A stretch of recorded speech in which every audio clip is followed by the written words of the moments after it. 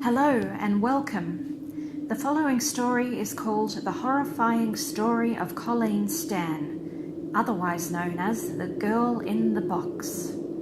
This is a true story about an abduction. Some of you may have heard of it, but here goes. In 1977, 20-year-old Colleen Stan was hitchhiking from her hometown of Eugene, Oregon to Northern California. She considered herself an expert hitchhiker, and on that day in May, she had already turned down 2 rides. However, when a blue van pulled over in Red Bluff, California, Stan saw that it was being driven by a man who had his wife in the passenger seat and a baby in the back seat. She thought the young couple and their child was a safe family, so she accepted the ride. Sadly, she did not know what she was in for. This family was anything but safe. The man was 23-year-old Cameron Hooker, and his wife was 19-year-old Janice Hooker. As it turned out, they had been actively looking for a hitchhiker to kidnap. Cameron was a lumber mill worker. He had intense fantasies about bondage. Until they captured Stan, he had been using his wife Janice to fulfill these fantasies. Shortly after Stan got into the van, Cameron veered off the road and into a remote area. That's when he held a knife to her neck and forced her into a head box that weighed 20 pounds. The box, which only confined her head, blocked out sound and light around her and prevented the flow of fresh air. The car eventually drove to a house where Stan was led downstairs to a cellar and subjected to horrifying forms of torture. She was tied to the ceiling by her wrists and then beaten, electrocuted, whipped, and burned. Initially, the demented couple had an agreement that concluded that Cameron was not allowed to engage in sexual activity with Stan. Instead, she was forced to watch the couple have sex after they abused her. Later on, this agreement would change, and Cameron started incorporating rape into his forms of torture. When the family moved to a mobile home, Colleen Stan was kept in a coffin-like wooden box underneath a hooker's bed for up to 23 hours a day, hence Stan being known as the girl in the box. The couple had 2 young daughters who did not realise that Stan was being kept against her will and did not even know that she was living in the house. For an hour or 2 a day, the girl in the box would clean and babysit the children. Stan said, "Any time I was taken out of the box, I never knew what to expect. Fear of the unknown was always with me as I was kept in the dark, both physically and mentally."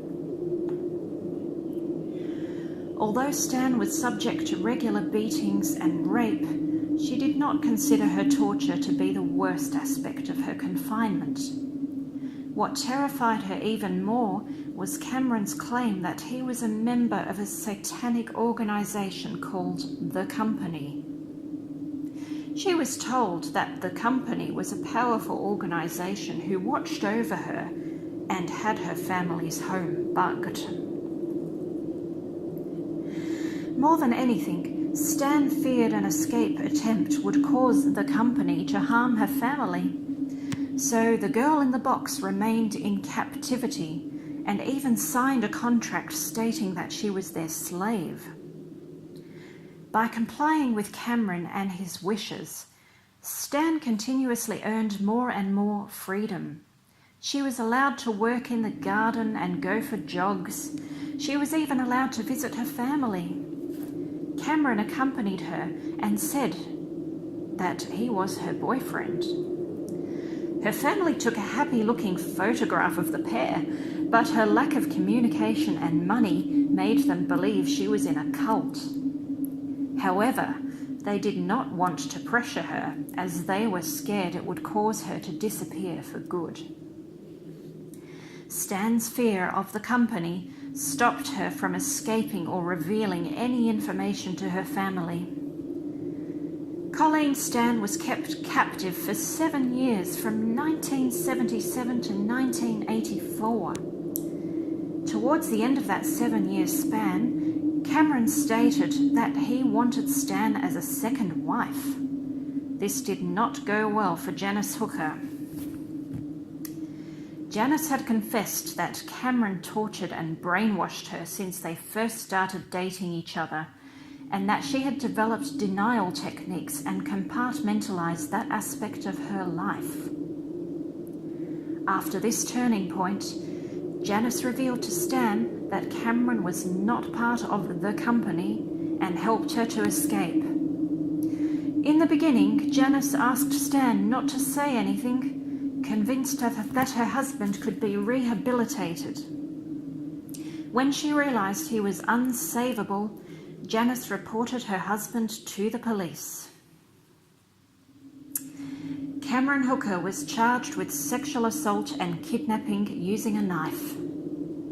At the trial, Janice testified against him for full immunity. Colleen Stan's experience was described as unparalleled in FBI history. Cameron Hooker was found guilty and given consecutive terms, totaling a 104-year sentence. In 2015, he was denied parole.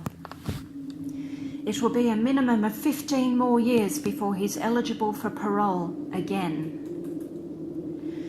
Colleen Stan suffered chronic back and shoulder pain as a result of her confinement. When she returned home, she received extensive therapy, eventually marrying and having a daughter of her own. She joined an organisation committed to helping abused women and earned a degree in accounting. Colleen Stan and Janice Hooker both changed their names and continued to reside in California. However, they do not communicate with one another. Hi everyone, this is Lexi. Thank you so much for listening. I hope you enjoyed this story. If so, please give it a like. Feel free to leave a comment and subscribe to my channel for more scary true stories on a variety of incidents. I look forward to sharing another video with you soon. But for now, goodbye.